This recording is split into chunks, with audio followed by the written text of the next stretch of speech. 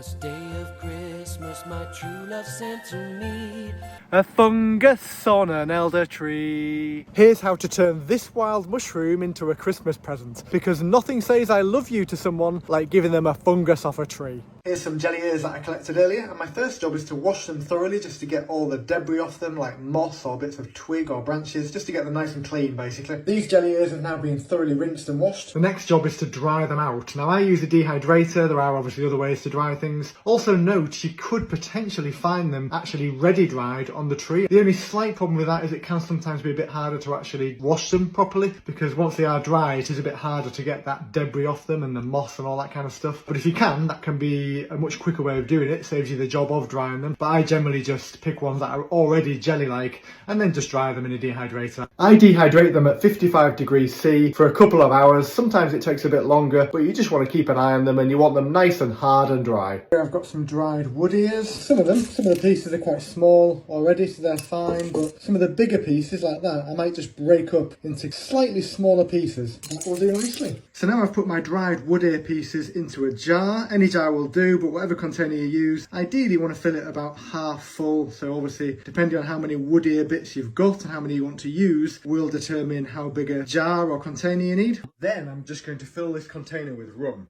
Not brimful, but almost full. Now this also works okay with sloe gin, but I think rum is best. I have heard others do it with Cointreau, which is also apparently very good. I'm now just going to put a lid on it and then leave it to soak for a day or two. These have now been left for 2 days, and you can see how the jelly ears have really soaked up the rum, and they'll be properly infused with rum now. So what I'm going to do now is take them out of the jar and put them onto some kitchen towels to let them soak, and I might just pat them down as well just to remove the excess liquid. Whilst I'm doing that, I also take my chocolate and I just melt it. You can melt it however you want, as long as you do it carefully and don't burn it. The chocolate you use, by the way, wants to be a pretty decent eating chocolate. We've now got the melted chocolate. We've got our wood ears. We're ready to go. I just skewer each piece onto a fork like that, and then just dip them in the molten chocolate. I just let the excess chocolate drip off, and then we just put it onto some grease-proof paper. Once done, leave them to set, and once they're set, they're ready to eat. Unless you're going to eat them all at once, you just need to store them in some kind of airtight container